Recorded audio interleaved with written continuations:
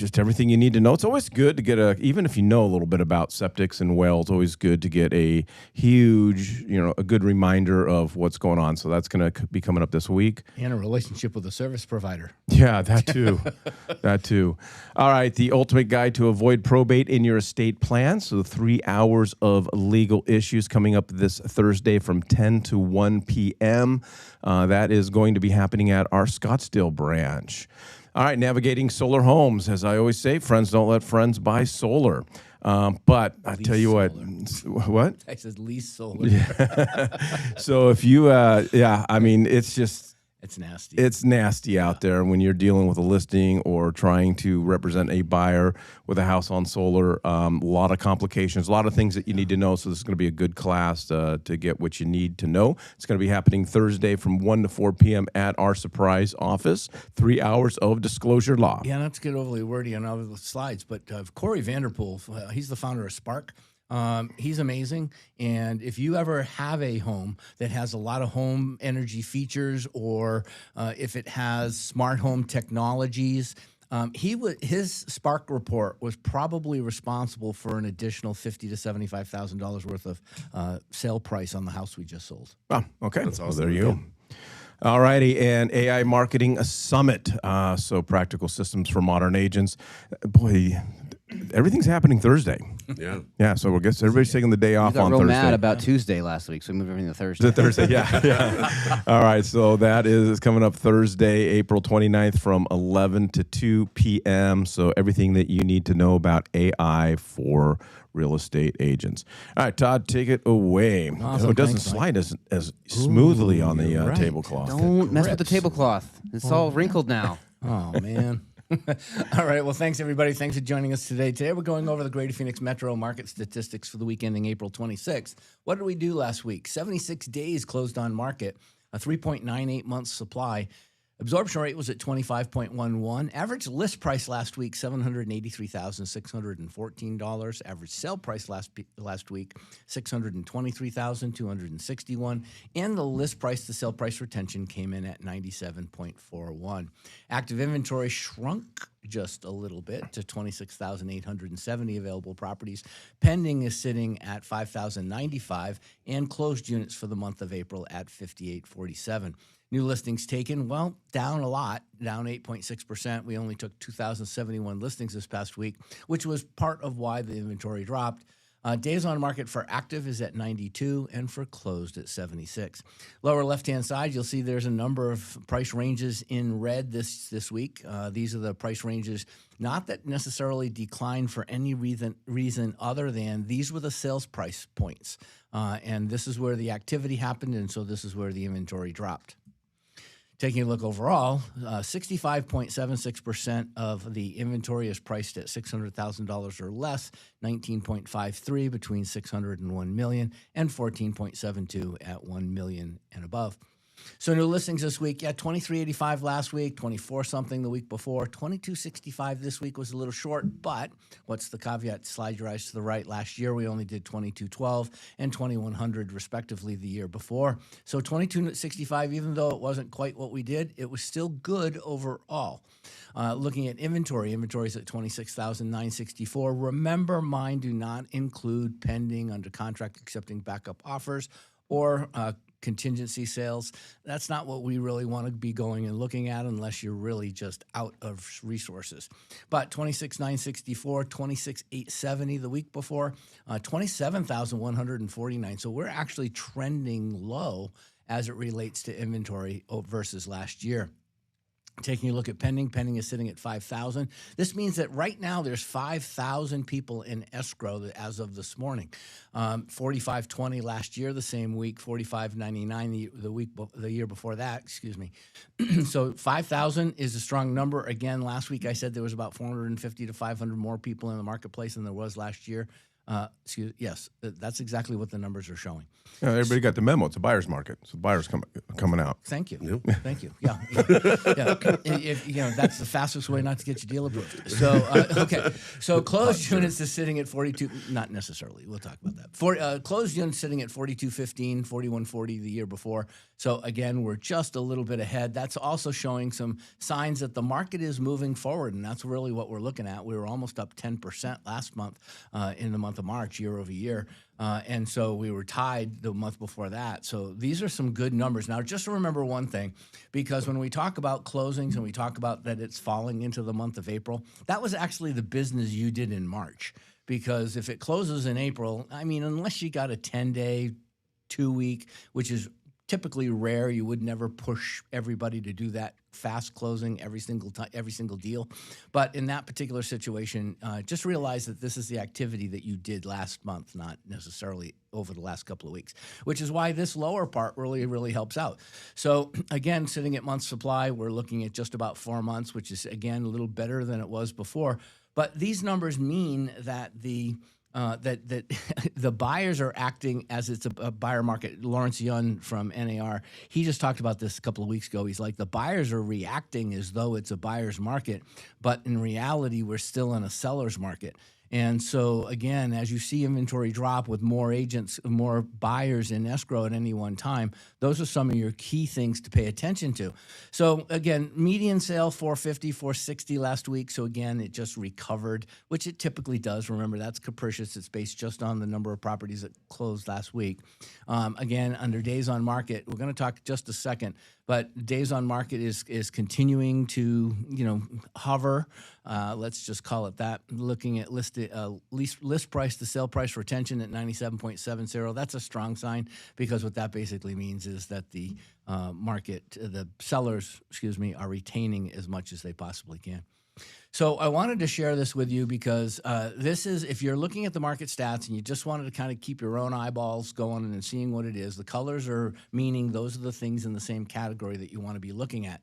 So for instance, across the very, very top, what you're looking to the left, it's saying that 2,400 new listings taken per week is really the sweet spot. If we continue to get 2,400 or above, our inventory should remain consistent with 5,000 to 5,500 buyers in the marketplace in escrow at any one time. So if there's fewer buyers in the marketplace, then you don't quite need as many listings to keep the listings active. And so, of course, it just those are the numbers and how they play against each other. If you're looking at total inventory and you look at total inventory versus the number of buyers in the marketplace, that's obviously where we get our month's supply from. But in this particular case, what you're looking at is when the buyers increase, and that's going to cause the inventory to decrease if that number above that, the new listings, isn't maintained. And then, of course, you go to the very bottom where you're seeing month's supply. The buyers and sellers don't care if we're in a buyer's market or a seller's market. They're just trying to get the best deal for themselves.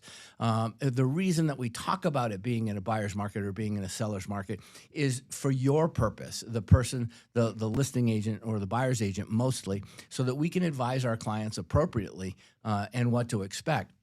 Is inventory becoming more scarce? Is there more inventory in the marketplace? The green one, average days on market, this tells you if the market is heating up or if it's cooling down. So you can look at these particular numbers and you can say, okay, well, if these things are remaining the same, but the days on market for sold is going down to and it should be at 70 if you look way over to the right, and not mean should be, but again, 70 days on market, 5,500 buyers in the marketplace, 2,400 new listings per month, or per week, that would be a balanced market, a truly balanced market in the greater Phoenix metro market. We're not talking about nationally. We're not talking about the state of Arizona. We're talking about armless. We're talking about just what's going on here in the greater Phoenix metropolitan market. And then the last one down there at the bottom, those are actually different colors, although they don't look, the orange is there. One's more burnt orange. But the point at the bottom is that, and we've been talking about this week over week over week over week over week, which is, 97.8 way over on the left is the 5-year historical average of list to sale price retention. So that means that if you were to look at all the properties over the last 5 years, you were to take all of the different prices at the time that the list prices at the time the seller accepted their offers, the average offers themselves, 97.8 would be it. So 97.7 today is basically saying that the sellers are pretty much keeping the same, but giving up a little bit more. And you'll sometimes when you see this drop into the 96s, 95s, and sometimes you'll see them over 100. That over 100 means you're paying more than list price.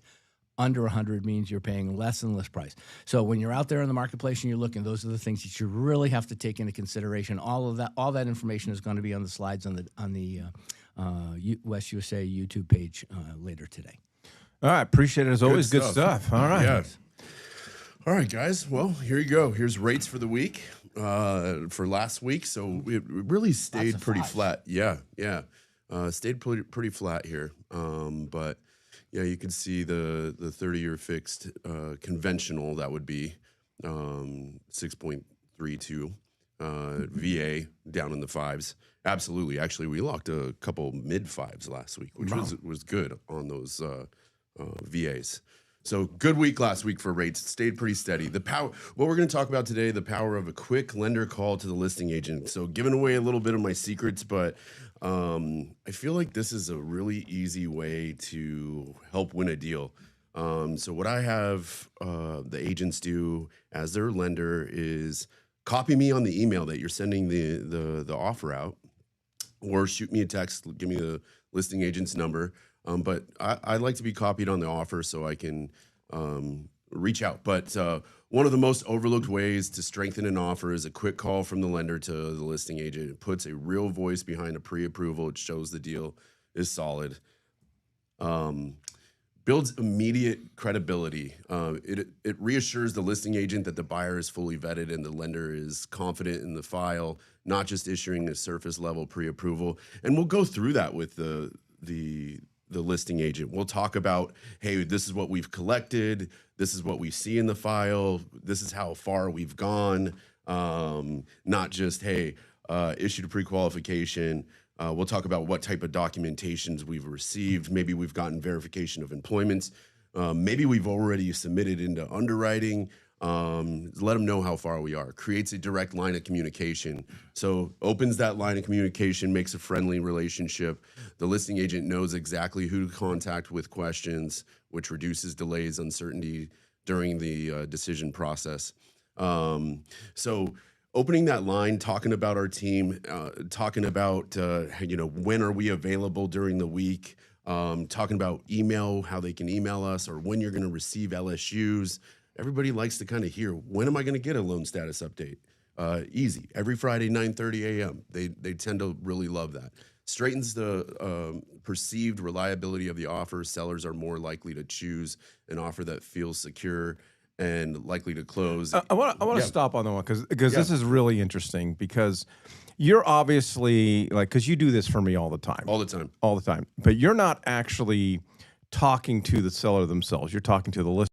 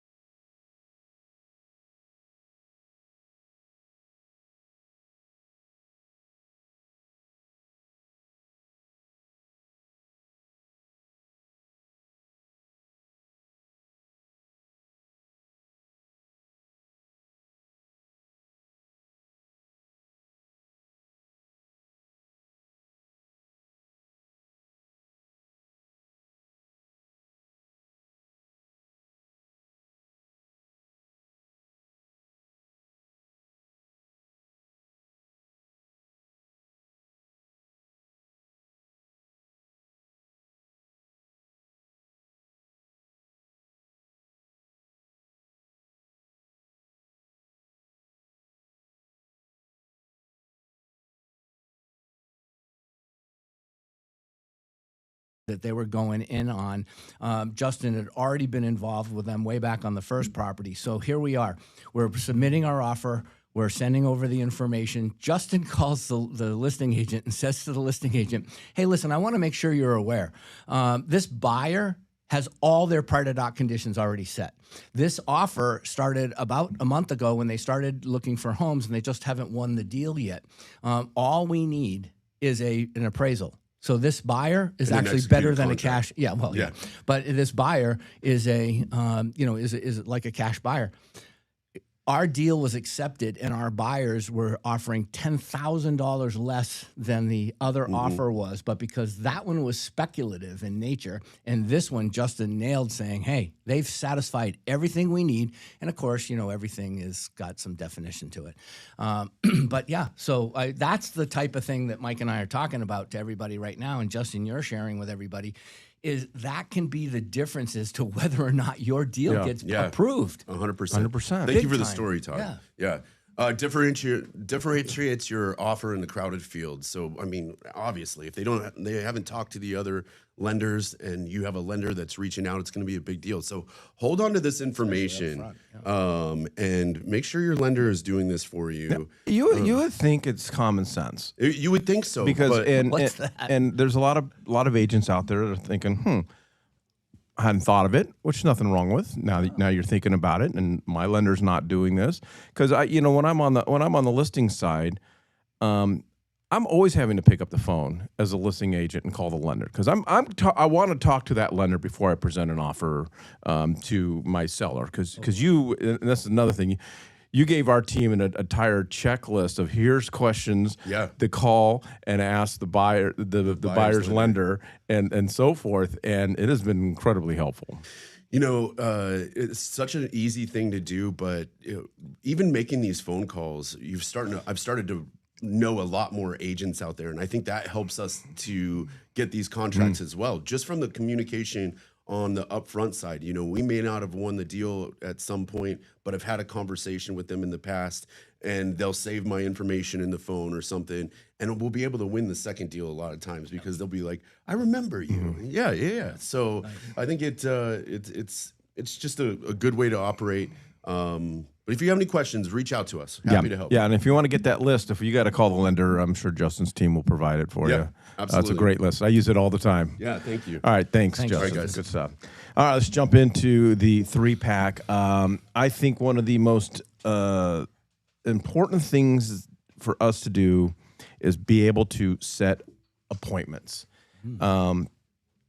A conversation where I meet you, Todd, on the golf course or kids' ball game or something like that, and we have a great conversation about real estate, and I walk away and I don't have your phone number, I don't have your email, but you have my business card, and I'm gonna go home and go, Todd's gonna put that business card on his refrigerator. Yeah. He's gonna give me a call one day, and it just doesn't happen. So it's an art for us, and it's really a mindset for us. I go into every single real estate conversation and it's my mindset to walk away with an appointment. That is the overriding objective, because if that is my goal, then everything else, I collect everything else that I need. So just ask for the appointment, don't let any new conversation end without asking for the appointment. When can we get, can we get together or we'll talk about options and how we do it. And a lot of agents are afraid. I don't know why. Either they don't think about it or they're afraid to ask. What is the worst that, as I tell my kids when they were, the first time they were getting ready to ask out a girl, right? What is the worst? God, they had it so easy. We had to actually go up to a girl. We didn't have swipe left. Yeah, and ask them out. But more at-bats equals more hits. The more appointments that you try to set, the more appointments that you will have. I think a lot of us have a problem. We've always talked about shrink the room and different ways in which you can do those types of things. But one of the things that's always worked for me was that if you ask enough questions, that other person, meaning sound intrigued into what they're saying, even if it might be a little bit off, meaning wrong, Don't try to be the person that knows everything, but listen, get enough information, and then have a reason why you need to give them something later or tomorrow or another day, because then you have the permission. Hey, gee, Mike, can I have permission to, contact you on Tuesday or drop by the house and drop off these items to you that, I told you about? I've got this really great, whatever.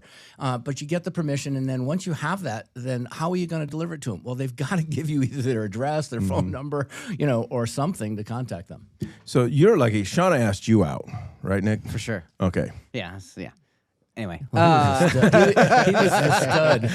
Yeah, no. So the question that I have for this, and I might be putting you on the spot because that's not necessarily the point, but what in the conversation you're having with this person is triggering in your brain, I need to talk to them more. I need to get them where we can meet one-on-one, we can meet with the significant other, the spouse, and have a bigger conversation. Well, I think to Todd's point, I like the term be curious. Ask questions in such a way that you're curious, and if you ask enough questions, then that will naturally lead to whether they're a buyer, whether they're a seller, whether they're an investor, which then will lead down the road of what in my toolbox is something that I can present to them and create that. And sometimes, it's just, hey, asking. We had a great conversation. Let's go golfing. We do. Ryan and I do that all the time. Yeah. We'll meet somebody, have a real estate conversation. Next thing you know, we're on the golf course and they're with them. swinging clubs into the tree because they're having a bad day. All right, but when you get into that point to ask for the appointment, I try, don't make it a yes or no question. We've said this so many times over the years. People will take the path of least resistance. If I ask you, Todd, would you like to meet next week? No. I've just made it very easy for you to give me an excuse one-word answer, and so right? forth. Yeah. So we talk about it all the time with our teams. We always provide options. Have a real estate conversation. All right, Todd. I'd love to get together with you, go over the value of your house. Going to put together a detailed report. Just tomorrow at noon or Wednesday at 3, and it's make them, look at options rather than just an easy excuse. And appointments, you're not 100%. You're not going to set 100%. But it goes back to point number one. The more at bats you have, it equals more hits. So the big thing about getting the appointment, meaning getting their yes or no or getting them to move forward, to me, always boils down to the fact of how well did you listen and how many questions did you really ask. So I think we've kind of handled that one already. But the big piece here is going to be, I lost my train of thought. What was the last thing that you said? I said that Shauna asked Nick no, out. not that. No, yeah. No. But okay, but if you're not making it a yes or no question, the thing is that what you're trying to find out is what resources they need, what resources that you may have to be able to provide to them, and ultimately, if you focus on things that was what I was going to say. Don't try to convert. Meaning the word convert, it's been inbred upon us by so many people that even when we get a lead from Zillow, we're trying to make an appointment. Stop trying to make an appointment. Start trying to be the person that's going to assist them in navigating the decision. Well, and to Justin's points earlier, what Justin and his team is doing, going above and beyond there, and maybe that is a common thing that lenders are doing. It's not something that I hear all that frequently, but you want to be able to set these appointments with individuals that you're having conversations with, because you quoted Ted Lasso, be curious, not judgmental. You want to build relationships with people. And in building relationships, you have a love for that person. You want to truly help them. And we have Shawn on today who's going to talk about all the things that him and his team do and why he's gotten to be the place that he is, because Shawn truly loves helping people through their real estate journey. And if you want to do that, you want them to work with you because you know they're going to have the best opportunity. They're going to have the best process. They're going to be taken care of. So the individual on the other side of the table doesn't know that. You're trying to establish trust with them, and there's that little hesitation. So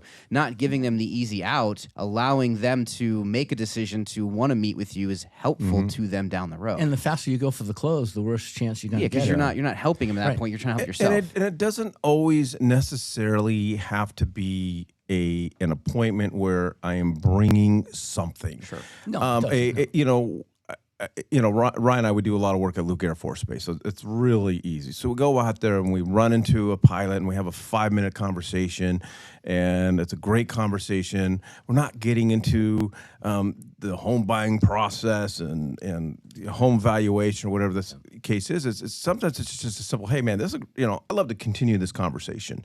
You golf, you drink beer, or whatever, and then go into the options and set that appointment. Yeah, that's awesome. Keep going. That's good. All right, third, and then put it on their calendars. Most people live by their calendars. So typically throughout this process, we are collecting names and phone numbers, and we've talked about our systems a lot on how to do that. But if I'm going to set an appointment tomorrow, we're going to get together Friday at 4:00.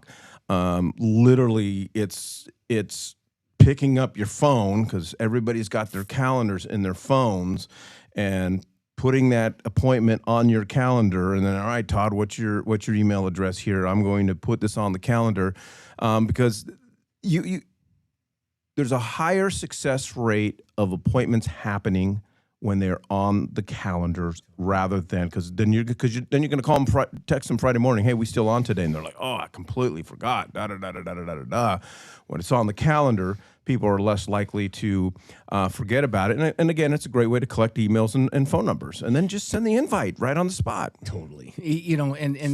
Don't think that technology works all the time. Like, for instance, I went up to somebody recently, and he was telling me how he is so technologically advanced. He's a 38-year-old guy.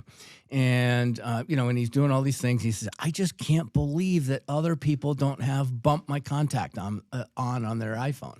And I'm like, well, a lot of people don't like people to bump you by mistake and end up with your contact information, but again, I know it's head to head on the phones, but the fact is just the same kind of thing. He's like, I just can't believe everybody doesn't know that portion of their phone. And sometimes he needs to spend an hour with my mom. Yeah, sometimes he's only 38, but then again, yeah, boomers have, 57% of the assets out here in the marketplace today. Maybe you ought to go back to the Ben Franklin. Oh, we're Nick, done. Nick, it's you. Sorry, we're talking about Ben Sorry, Franklin. yeah. So Yeah. I would say that you and Ryan do this probably the best of anyone that I know. If I get a text from you guys and you guys have a quick question for me, need to have a conversation, hey, do you have a minute this week that you can chat? Yeah, Wednesday or Thursday, this time or this time. I will immediately... I hang up the phone, I automatically have a meeting invite from you guys. It is something that you do. It's just a natural thing that you guys do in your business, and it's incredibly helpful. It's something that I have started to try to do because we get busy. Mm-hmm. It's not just that we're trying to avoid it. We get busy. And if it's not something that we're excited about, we're going to look for every excuse to not let it happen. And just being humans, having it on our calendar, that little obstacle to be able to cancel it, we're going to be like, all right, we'll just have the conversation. We'll just have the meeting. It's a very easy way to solidify that conversation is going to happen. It pops up on the phone. It pops up on the device. My dad is late 70s. He uses the meeting invite as much as anyone that I know, because then we can get a hold of him. So we set up a Teams call with him, and that's how we can get calls on his schedule. So it's something that is universal. You don't have to do the phone tappy to get the invite. Well, it also keeps you from double booking. For sure. And then, okay, and I know you. I don't know about you, Todd, but I know Nick has that, the Calendly link on his email and so forth. And time and place, it's fantastic. But when you meet somebody for the first time and you are trying to draw them into your universe as a client, right? Mm-hmm. Don't go, hey, I'm just going to send you my Calendly link. Great but point. I see it. Yeah. I have attorneys. I have attorneys that do that. Oh, yeah.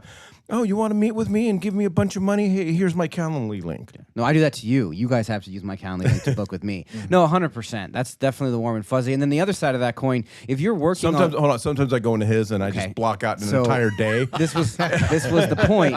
If you're just meeting someone for the first time and they've not invited you to meet yet, and they've got that calendar link on the bottom of their email, I would say that's a courageous thing to grab a time slot and just schedule, but I would probably ask permission before you do that. Totally.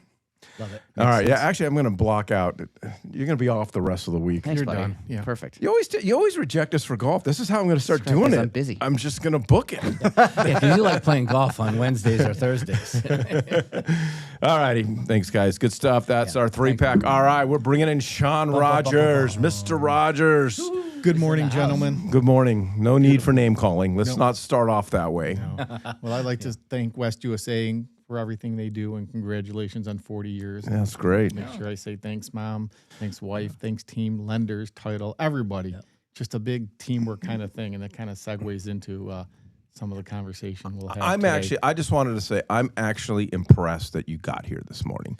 This is the first time I've ever seen you here without Jen. I'm not going to lie. And that's who we were.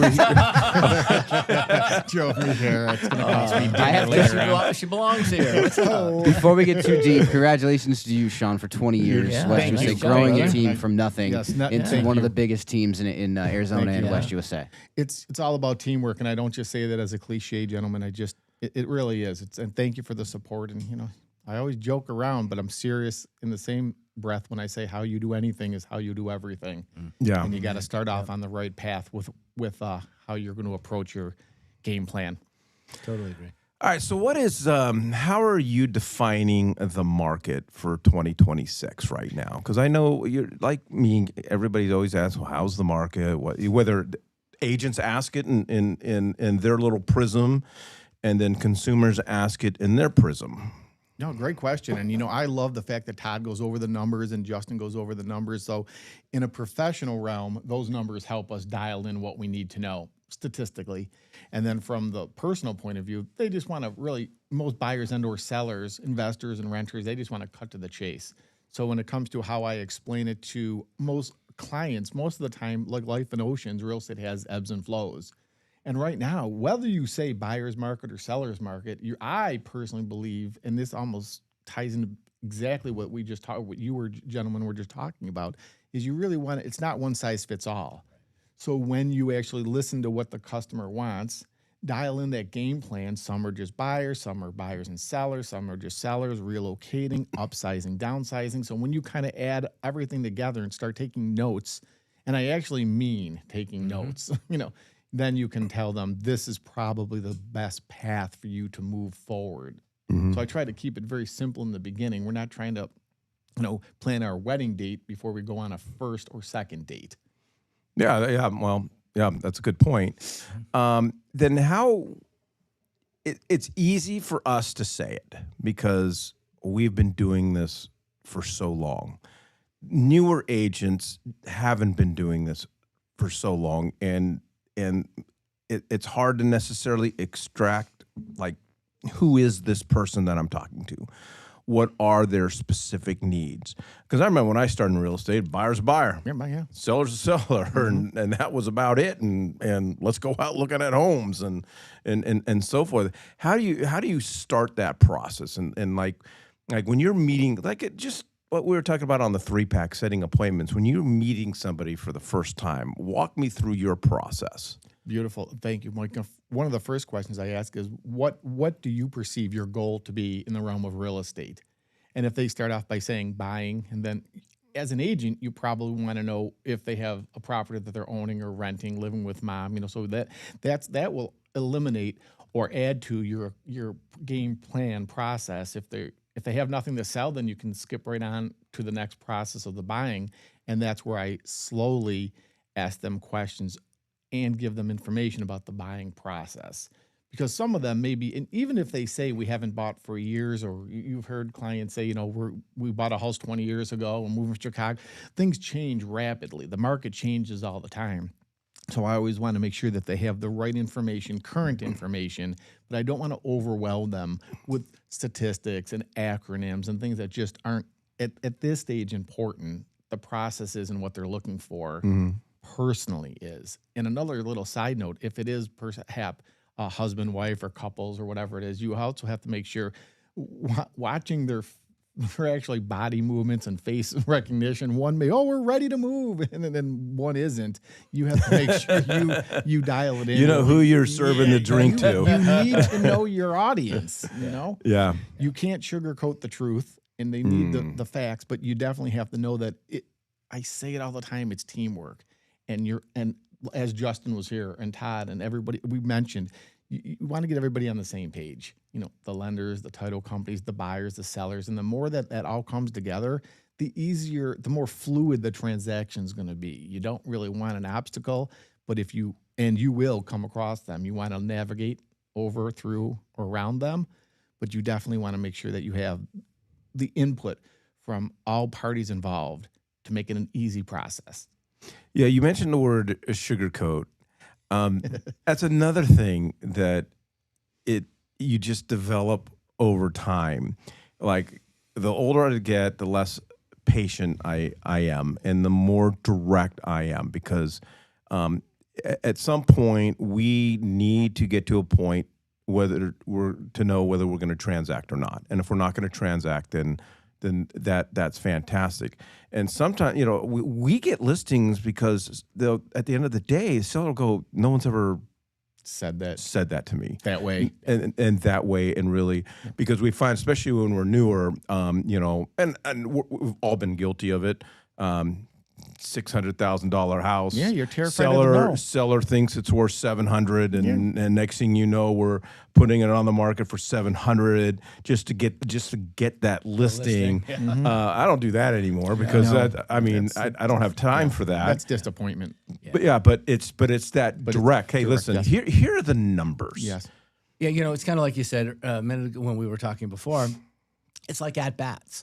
Every ball player that I know goes up. I mean, the ultimate objective is to get on base, but they're trying to hit the home run. They're looking for the ball. Yep. They're looking for the ball that they're used to crushing in the sweet spot of the bat. And so when you're out there working with consumers, sometimes you have to Mike's point, you have to slow down and give them an opportunity to like you. But at the same token, if the opportunity isn't going to be there, you need to cut bait and move. Mm-hmm. Yeah. And Todd, just to keep going on the baseball analogy, when you get to be a professional player, you see the pitch coming, or at least you'll know fastball, curveball, slider. You'll know what to swing or what not to swing at based on your profession. And I'm a joker by nature, but I also want to keep the seriousness in there. And I always say the dog wags the tail. So you have to inform the client of what they want. But like Mike said, you get to a certain point where maybe you've earned your proverbial stripes, and it's not so much about hitting them the wrong way. And I always joke and say, like my doctor, when he says stop eating pizza and wings and drinking and go to the gym and take your pills or you're going to die, I don't know quite sure I want to hear it that way. Right. But all due respect, it's the truth. Yeah. Wow. And sometimes you have to tell a client, Well, sometimes you need a new doctor. Yep, that's true too, Mike. And that could happen too. And the same thing with agents. Sometimes they don't, and I respect this. You have to earn the business. But on the flip side, I don't want business that's not going to end up in a positive result. So I want to put it in the best light for everybody. Yeah. You can't get back time. That's a commodity you just can't waste. So if you're upfront with somebody and they respect it or they don't, there's a lot of houses and there's a lot of people that will go from leads to customer to clients. And once you have that client, typically they're yours for a long time. Remember, Mike, you and I, many years ago, would talk about the fact of we're not really in real estate until we've gone on a listing appointment and the seller wants to list, but we don't want to take the listing. Yeah. Welcome to real estate. Yeah. Yeah, now you're a pro. Yeah. Yeah. But it's also, and we don't have to get into it, but it's also, though, that's a whole nother training for another day of, I can't, Shawn, if you think your house is worth $700 and I think your house is worth $600, I better have the data. I better know how to extract the data and know all the different sources. And as you know, Todd, we'll sometimes say, hey, yeah, that house up the street did sell for $700. Let's hop in the car. Yeah, let's go see it. Look at it. Okay, because when you walk in, if you want your house to sell for $700, this is what it's got to look like. This is what it's got to look like. Sometimes facts are right there, Mike. They can't deny what they see. And that's a great. And most top teams, or I'll say agents and/or teams, utilize the tools or weapons, whichever book you or apply yourself to do just that. I mean, honestly, if you say, after touring this property or that property, do you now feel this? This evolves and it changes all the time. This is kind of going back to my leading question of 2026 and what are you identifying for you as, especially on the buyer side right now? What are what are the most common objections that your team is facing from buyers?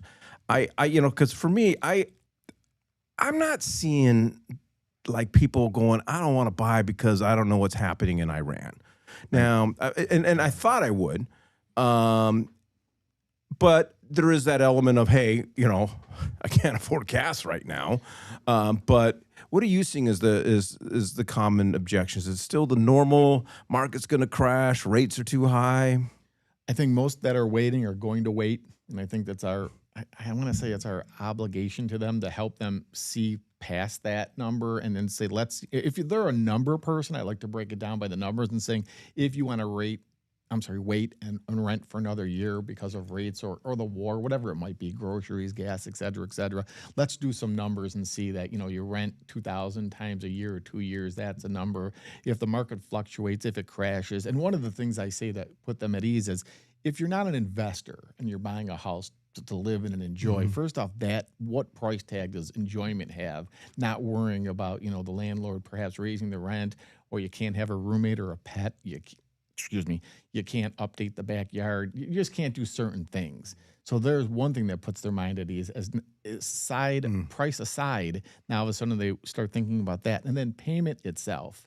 If the property goes up or down X amount of dollars over a given time, where you really go, now use an example, if you bought a house for $500,000 and it went to $550,000 in a year, where are you going to sell it? If it went down to $450,000, where are you going to sell it? You have a roof over your head. Equity sooner or later will build. It's unequivocal that you pay down the mortgage in time. And that, when you start breaking it down that way, a lot of things become, and this is the best way I can word it, from a macro point of view to a specific micro point of view, meaning their family versus the world. Yeah, that's what I tell people. If your house drops to $450,000, you know what that means? You got to hang on to it longer. Yeah, you're staying. But I like that idea. Where are you going to move anyways? But where were you going to go? Yeah. And I think that hits them, politely hits them, but it hits them. All right, so what are you seeing as the biggest struggle for agents right now? You and I talk about this all the time. This is our favorite topic. Yeah, it is. And I honestly think it's just, you have to add value, and don't be afraid to say you don't know, but you have the resources to know. And not just to plug West USA again. You have everything you need. Mike, you're one of the best agents out there in team leads. Todd's one of the best brokers. So we're just surrounded by help. And even if a newer agent wants to answer a question or ask a question, there's no wrong or right if you're always trying to do the correct thing for a person. And that's just how I view it. So I think their biggest fear is making sure they say the correct things to have that buyer and or seller like them. Where it's really, I'm not sure that I like my lawyer or I like my doctor or I like my CPA, but they know what they're doing and they get you to the end goal. Mm-hmm. And that's one of the biggest struggles I see right now and that might be with newer agents, but also it could be with agents that are, I'll say, longer in the tooth because the market changes and they need to be able to adapt to some of the things that clients want. Mm-hmm. And Todd, you said it earlier with the boomers, there's a lot of skill sets out there that we might not be using, but we can adapt to accommodate. Yeah, well, the price range on the lower left-hand side of the front stats page is a very similar type of thing. In other words, if somebody's in a particular market, if you're going to market to a particular market, what market do you want to market to and what percentage of the total market? Because if you're only marketing to a specific portion of the market, say 400,000 to 600,000, and that represents 18% of the total buying population, then your best day is 18% of everything that's going on out there. But go back. I don't feel that I got an answer for me out of Mike's question, so I'm going to ask it again. But granted, we all look in the mirror, and we have to have the skill to keep being able to adjust to these obstacles. Correct. But is there? Let me say it differently. Is there anything that you're hearing that's out there that is coming to you by consumers? Is there objection reasons? So let's not compare it to what we already know is maybe changed, right. but is there something? And maybe it's not. Mike, you said it a minute ago, and I think this is really where I'm seeing through my wife a portion of the market is there's a really good positive energy, particularly in the marketplace. Interest rates aren't really that bad, and people have pretty much lost that objection for the most part, other than affordability, being able to qualify for a loan. Is there something new that you're feeling or seeing, or I mean, what should one of our agents expect when they go out and talk to a buyer or seller? I mean, what's the traditional argument right now this week?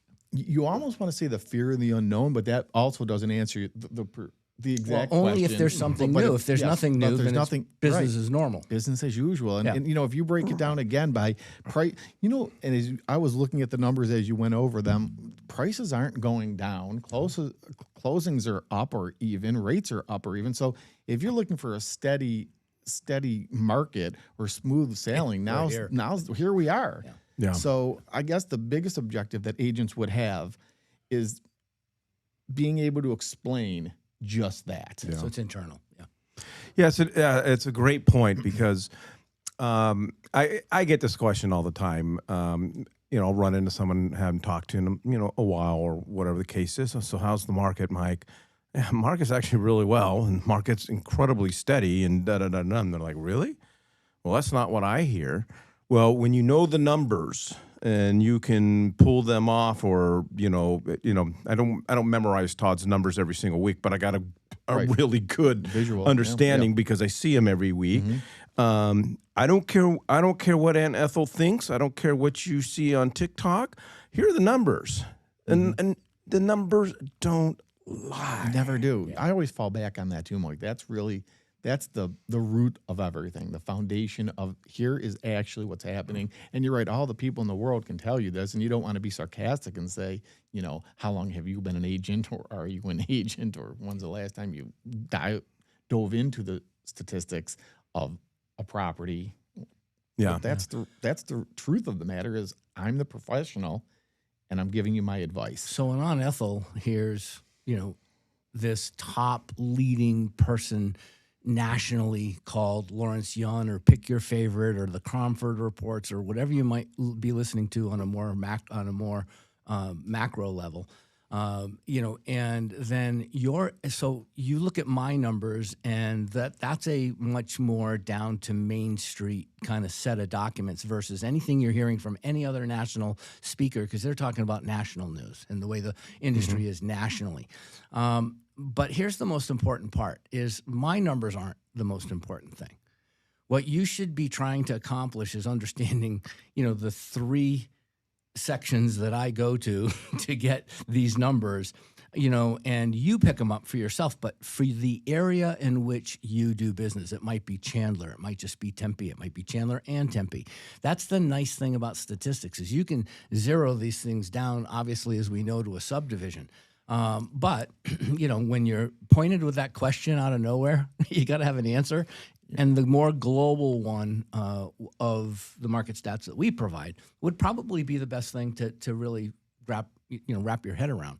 Not Lawrence Yun, because if you're talking about that, you're now only expecting the state of Arizona to have a 4% growth, for the entire year. We're already at about a 3.5% growth, and we're probably going to be at a 10. So again, you got to have those numbers. Yeah, when you look at the numbers, you can break them down as specific as you need be. I mean, even when I look at the listing close rate and the numbers we're getting for our closings, most are getting their dollar amount. On the flip side, somebody that might have a different agenda, whatever their dollar amount might be, will work. Or you might say to yourself, this subdivision, every house that goes on the market here, we don't even need to put a sign up for because it's going. But then you look at a different subdivision, like you have a lot of competition here. New builds, you need to adjust and I'll segue into this for agents. I still use the 3 Ps, price, product, and promotion. You need to adjust those for the person that you're sitting across the table from. Screen from and don't be afraid to dissect the numbers to a specific client, because at the end, most aren't sitting at their Thanksgiving table, other the ones that are truly closest to them, and that's where you want to put yourself in their hearts. We have a saying on our team: price is only an issue in the absence of value. So true. And 100%. I know we're not supposed to talk about percentages, so we can talk about bagels or whatever the heck The number, yeah, Just talk about whatever we're more or talking about less today. even. But what advice do you give when you are negotiating either the ER or BBEA?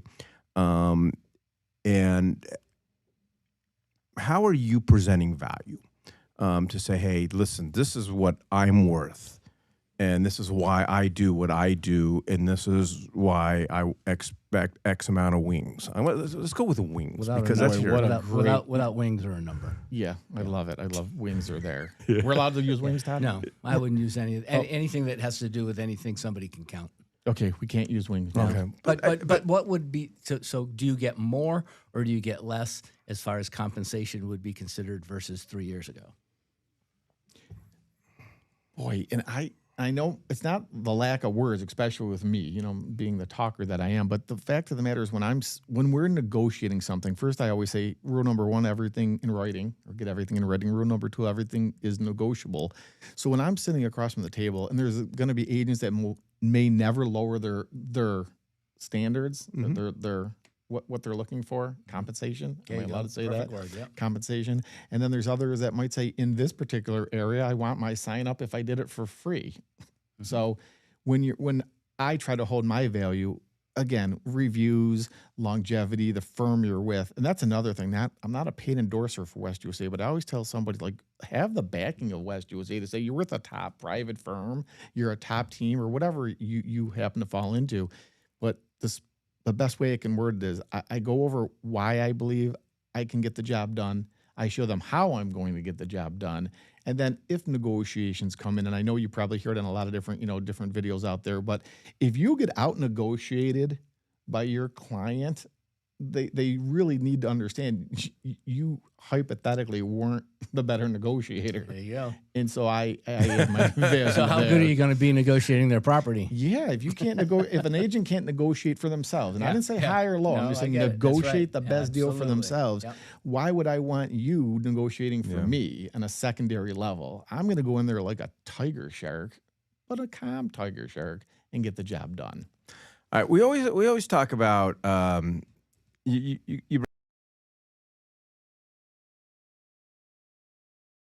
agents and so forth. How are you still doing this, and what keeps you motivated? And there's a lot of agents that have been doing it for as long as you have, and what burnout is a thing, and what keeps you going? How do you keep going? What advice do you have for the agents that have been just doing this a long time?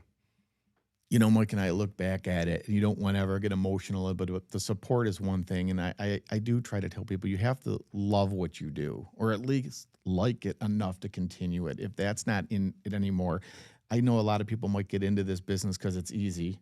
So they say, and you're walking in the park. But I love what I do. And when you're on the phone or however you're communicating, this ties into it. I'd say a strong 80 to 85% of my conversation has little to do with real estate, more to do with it's a people business. And if you help a person, truly help a person, you get some satisfaction out of that. Sure, the paycheck, I guess that's why we're there, because we're not doing this non-for-profit. But on the flip side, I love helping people, and that's ultimately what I do. I wouldn't be sitting here, nor would you, if we didn't like to help people achieve. You said a long time ago, I don't know if you remember it, but you said a long time ago, you said, because we were talking about where that refueling of the passion of real estate comes from. And you said, when I see an agent who doesn't know what they're doing, go through a process and then know what they're doing, that fuels me. It's awesome. And it's like that takes you and makes you want to go help somebody else. Yeah. I think you get when you give. Yeah. And I know that might sound like you're just saying, sure, we say a lot of things, or I say a lot of things, but it's all circles around the truth. And there's even when you read reviews, they don't really say anything that I'm not paying for a review to be done. When someone says what they say, they mean it. And so do I. So say what you mean and do what you say. Yeah, it's an interesting point, because my life is so much better. I'm not on these Facebook groups anymore. I just couldn't do it anymore. I get angry at people's stupidity and just the meanness.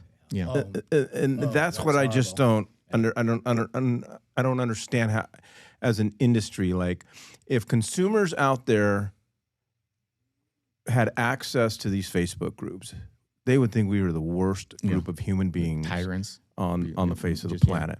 But there's just so much anger about newer agents and other agents that don't know what they're doing. I just feel like it's our responsibility to give back Help and them. help them. Because Totally. I had this one. I have one that I got a closing today. Congratulations. Thank you. And it's this agent kept, if the house is vacant, just kept accessing the house without permission, without using a line. I just would get like, oh, she's there again. I mean, so, but it's obviously I could report her. There's a lot of things I could do. But it's going to be a friendly conversation later on Yeah. today. Just say, hey, I'm going to help you out here because you're lucky that Yeah. I'm the It's listing you. agent Yeah. on this one because you could get in a lot of trouble. You get more flies with sugar than vinegar is a saying. But I'll also say, imagine this world that you can always be kind, number one, and still keep it business related. Yeah. But more of everything or anything. If we each help one agent level up, imagine how smooth more transactions would be. It's a beautiful thing when an agent just has that communication. And by the way, there's another side note. Everything you see on social media is probably not the truth. Everybody in front of the $1 million houses and $1 million cars selling everything. This, you can't cheat the grind and you have to do the work. And if you kind of put that in agents' heads, they would truly understand, I'm here to help, but this is affecting people's lives. Keep those two things in mind and you're going to be fine. Wow, that was really instrumental.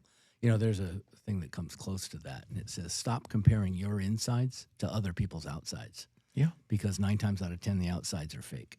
Well, my insides aren't very good right now either. Had a rough weekend. Stop, Mike. All right, let's wrap up. Mr. Rogers' team, you got one of the top teams in the state, especially here at West USA. Talk to us a little bit about your team and what value you bring to agents who are looking for the coaching and the mentorship and the team atmosphere. Well, thank you, Michael. And we're always looking for agents that want to do the work. Almost everything we talked about, but we will train them. West USA will help them. We have a top CRM, and ironically, we have thousands of leads for them to work. And it's our custom app is doing well, which actually takes, and I'll never say anything bad about third-party real estate sites, but it gets them off of those sites onto some sites that actually are related to real estate. So my main goal is to help agents, and I think if we bring on new agents, whichever, your team, our teams, West USA, we teach them better, and if we teach them better, we'll grow. So yeah, if you're thinking about joining a top team, let's talk, and there's no pressure, commitments, but the bottom line is you have to do the work, and you have to, I wake up every morning, Mike, and I just wanted to say one thing that was absolutely a beautiful question from you is, I say to myself, I get to do this, not I have to do this. And it's a mindset. Yeah. So Yeah, it's good stuff. That's a great way to end that. thank you, sir. Shawn, appreciate it. Yes. Great Always. stuff as always. And we leave you with the quote of the day. Nick, opportunities don't happen, buddy. You create them. I want you to be the agent that makes things happen. Go out and sell a home.